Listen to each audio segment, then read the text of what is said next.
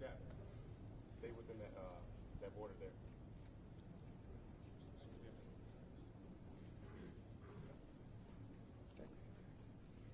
Thank you for joining us. My name is Jennifer Homendy, and I'm the chairwoman of the National Transportation Safety Board. The National Transportation Safety Board is an independent federal agency that's charged by Congress with investigating every civil aviation and serious accident and serious incident in the United States and significant events in other modes of transportation. I want to start by expressing our deepest condolences, our sympathies on behalf of the entire board for those who lost loved ones in this terrible tragedy. Our thoughts, our prayers are with you. Entire communities were affected, and we are thinking of you. With me today is Bryce Banning. Bryce is a senior aircraft accident investigator with the National Transportation Safety Board. He's also going to serve as our investigator in charge of this investigation. Also with me today is the entire board. We have Todd Inman, member Todd Inman.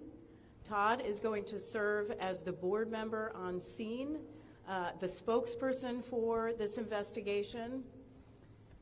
All of the board members will be here. We have Vice Chairman Alvin Brown, member Mike Graham, who lived in Wichita for 20 years, and we also have member Tom Chapman.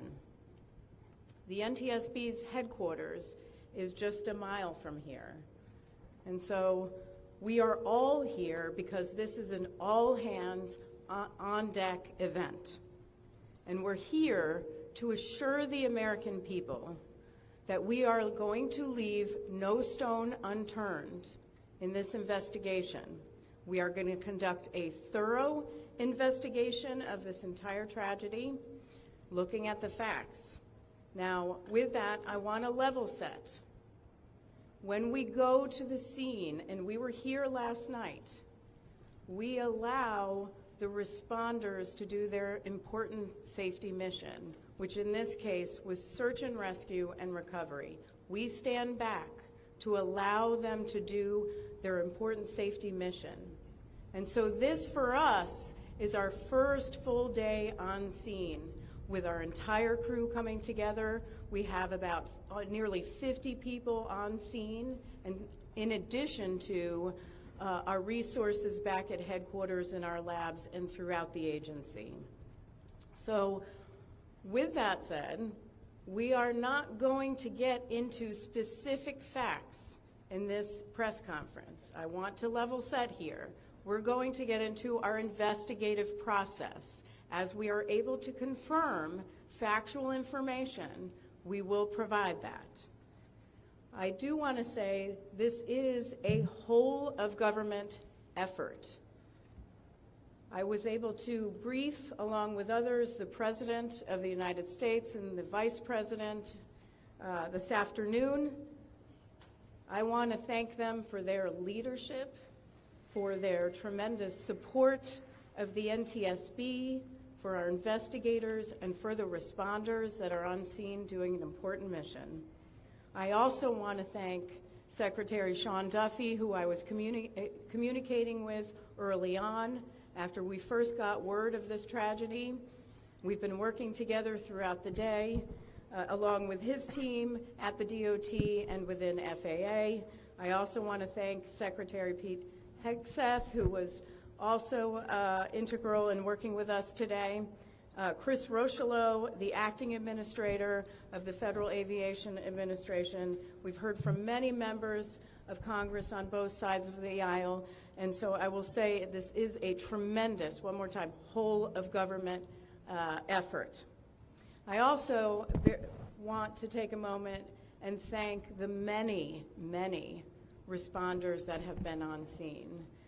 It has been an incredible effort, and I will have a full list that I will provide, that we will provide tomorrow, but I do want to thank them for all their work. With that, I'm going to turn it over to Member Inman for additional remarks.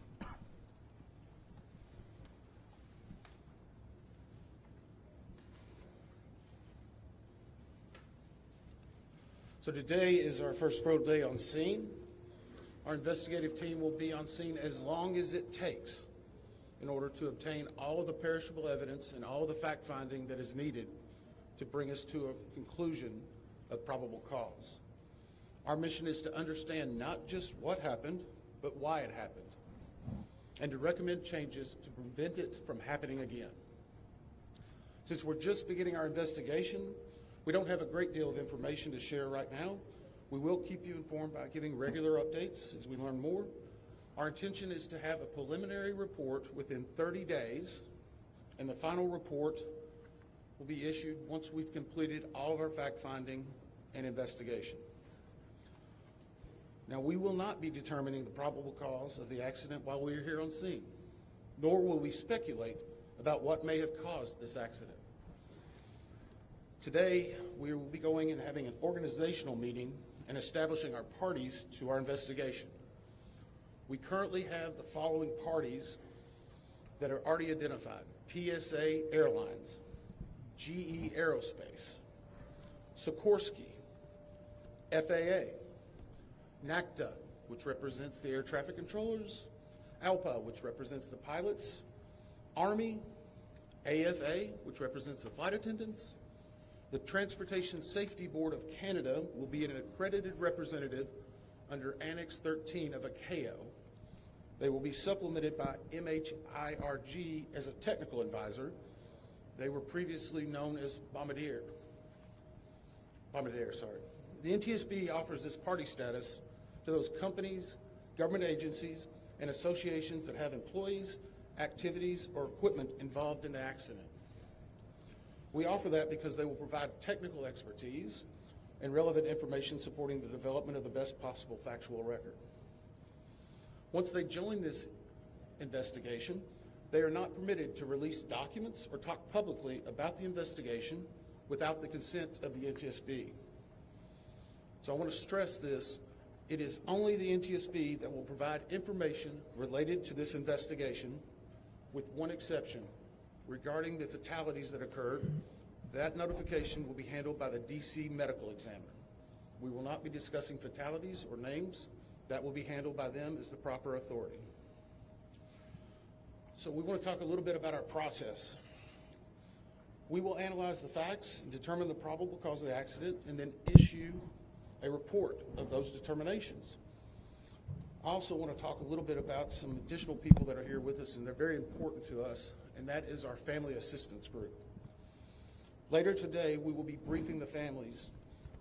We normally try to do this before a media event, but in this case, they're still arriving.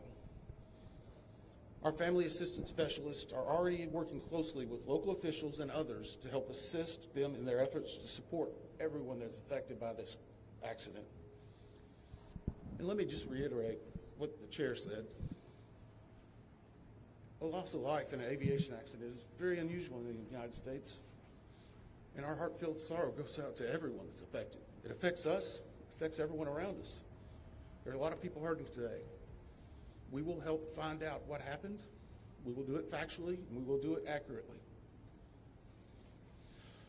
As part of this, we are going to be standing up some specific working groups.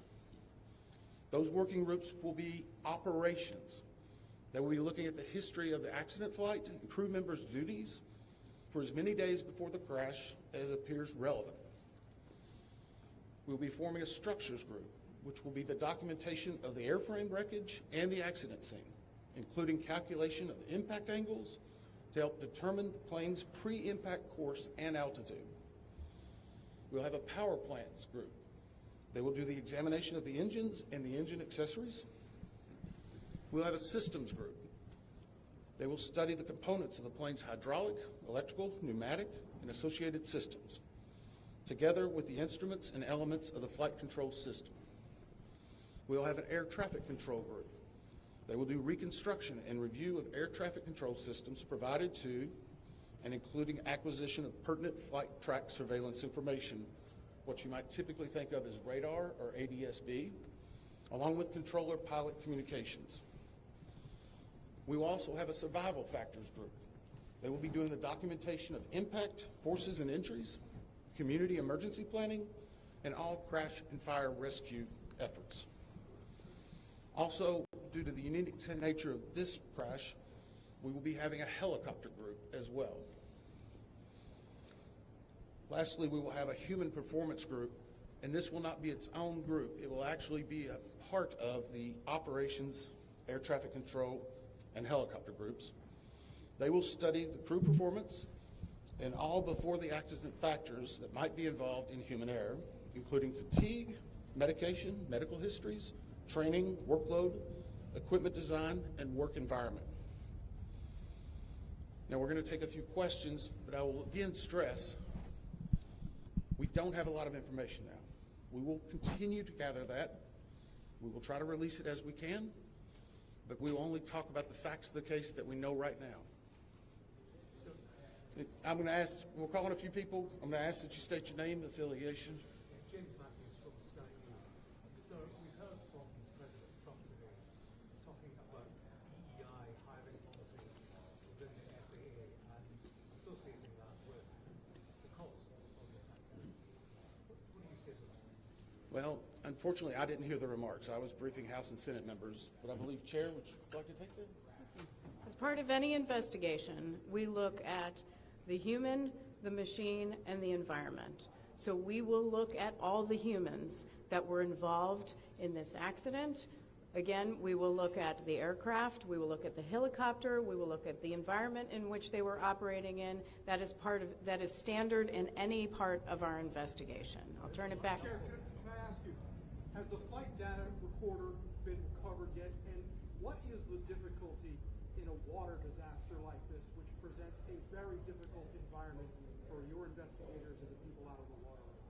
Well, the question was on the flight data recorders. And we have not recovered the flight data recorders yet. We know they're there. They are underwater. This is not unusual for the NTSB. We have many times recovered flight data recorders in water. We have our lab right here that is about a mile from the NTSB, so it's not unusual. And once we get those, we'll be able to get those read and information from them to be able to provide further information to you. I'm going to turn it back over to Member Inman. Hey there, Sir. Tyler Henry with CBS News. Earlier today, Defense Secretary Pete Hegseth said a mistake was made last night. Based off of you all's initial investigations and preliminary findings, have you all been able to tell whether this was human error or mechanical failure? The question was, is there been human error or mechanical failure?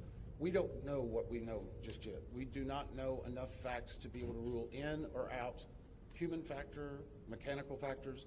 That is part of the NTSB investigative process and where all of these groups will come together. It's one of the reasons why the NTSB is known as the gold standard. We will take the time that's necessary, but I'd also like to reiterate, if we find something that is a significant issue that warrants immediate action, we will not hesitate to make those recommendations and make them public. We have a good track record on that, and we want to continue doing so. Sir. Hello, sir. Tom Costello with NBC News. Does it hurt your investigative process, maybe for the chairman, does it hurt your investigative process to have the president already suggesting possible causes here as you try to keep an open mind and begin this investigation? Tom, with all due respect, I think the press also likes to state what probable cause is before we get to the probable cause. So what I'm going to say is you need to give us time. You need to give NTS, it's not that we don't have information. We do have information. We have data. We have substantial amounts of information. We need to verify information. We need to take our time to make sure it is accurate. That's best for you. That's important for the families. It's important for legislators who are seeking answers to try to figure out what they're going to do about this. And so it will take time. We do have a lot of information, but we need some time to verify that. Yeah, Member Chase Williams with Fox Business. I'm wondering about the conditions in the tower last night. Were there any performance issues in the past with any question is about controllers. As I said, we are just now forming the groups. The controllers do have union representation, which they are entitled to. They'll be working with our party system and our party groups. They'll be conducting interviews. Those interviews will need to be analyzed, transcribed, and other team members will need to look over it. It'll be a long process, but we will go through the entire history.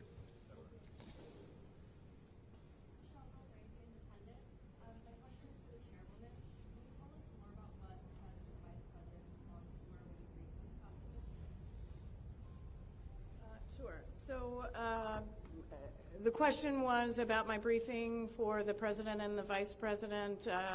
As is standard, we offer briefings on our process and what we know, and this was a briefing with the president and vice president and with Secretary Duffy and Secretary Hegseth and also the acting administrator of the FAA. There was discussion on what we know so far and our process, and that was about it. Madam Chairwoman, Stephanie Ramos with ABC News. Similar to Tom Costello's question, the president has stated what may have caused the crash, stating common sense. Does that affect your progress at all at this early stage? Yeah, so the NTSB, we conduct an important safety mission where we take a very careful approach. I'm sorry, the question was on speculating during investigations, which is we often hear about. What I will say is we look at facts on our investigation, and that will take some time. And at some point, we'll be able to provide that factual information, as Member Inman said, and provide that hopefully tomorrow. Hang on a second. Dave Shepardson from Reuters.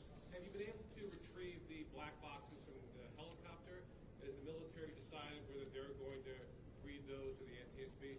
And what about the ATC tapes? Have you guys been? So the question was about black boxes, which are referred to as black boxes, which are typically orange. We have not recovered any of the boxes involved yet. We feel comfortable and confident that we will be able to. Right now, recovery of life is probably the most important in those that were involved. I mean, there are still ongoing recovery efforts involving the fatalities involved, along with some debris is coming out as well.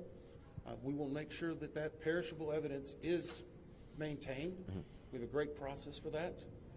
We will probably have more than one black box, so to speak.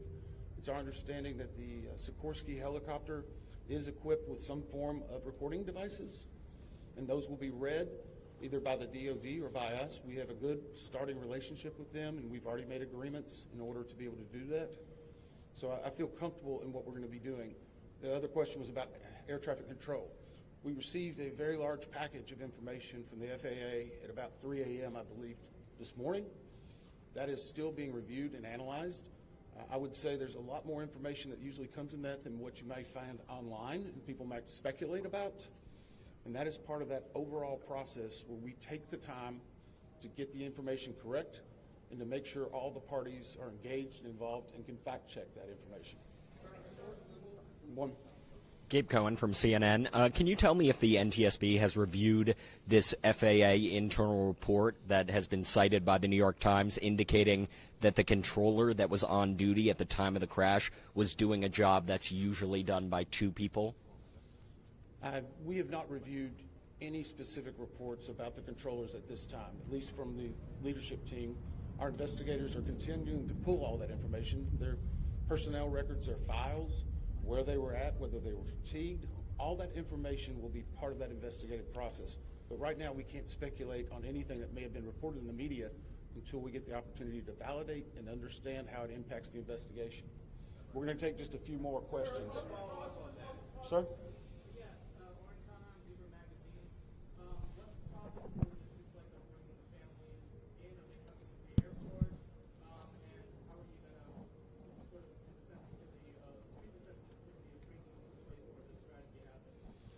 So the question is about the families, and many of those families are still en route. Some are still being notified from both the military and from the commercial crash. There is a family assistance facility that's being stood up by American and PSA Airlines in Bethesda, Maryland. They've already been working on that, standing it up. Our team from our disaster assistance team has also been coordinating with them. We plan on briefing them. It is customary that at some point, if the families wish to go to part of the accident site, that we would arrange such a thing, but it will only be when we know that it's safe, we have the correct perishable evidence, and we can do it in the proper modesty that should be for those family members. It will be a little bit of a process, but it will take some time. Sir, to follow up on the air traffic control. No. Sir, are you? I know that Mariel Carter with DC News now. We've heard from some witnesses that they saw people with come down the slides of the plane. Is there any indication that people made it off the plane to the water? Well, again, we will not speak to the fatalities. The D.C. medical examiner will, but I think the D.C. fire chief this morning very succinctly said correctly that we believe there are no survivors. Last question? So, hang on one second. Right now, we're going through the debris fields. Nothing we've seen would indicate that maybe slides or chutes were deployed. It was a very quick, rapid impact. But we've seen nothing in that regard so far from the evidence we have, but we still need to verify all of that information. One more question? Jeff Cook, ABC News. Go ahead. Jeff Cook, ABC News. What do you know about the altitude of the helicopter at the moment of impact? And can you talk about the procedures for such helicopters in that area? The question was about the helicopter procedures. And in D.C., it's kind of a unique environment. We've been getting briefed more and more by the FAA. I'm not an air traffic control specialist, but they're actually helicopter zones, if you will, or tracks. And this one was transiting, I believe, from track 1 to 4 as part of their normal procedure. If you live in D.C., you see a lot of helicopters going down into this area. So there's a very well-defined system in that regard. As far as altitude, until we get the additional information, we can't validate or basically corroborate any of that until we get more of the electronic data and the data that's on the plane. I do want to clarify one question that also came about cell phones. You know, in today's age and time, a lot of electronics and other devices do contain a lot of different information. We've found on a number of our accidents that we actually are notified through a smartphone that may sense that. As part of our process, we will obviously treat all of the effects of the deceased with dignity. We are already starting to pull that information together. If we feel that it's necessary to find or pull some of that information, we will work with the families and make sure we do it in a manner that's respectful for them and their privacy. But right now, we don't have any plans specifically on that amount, on that area until we need to. Thank you very much. Thank you very much.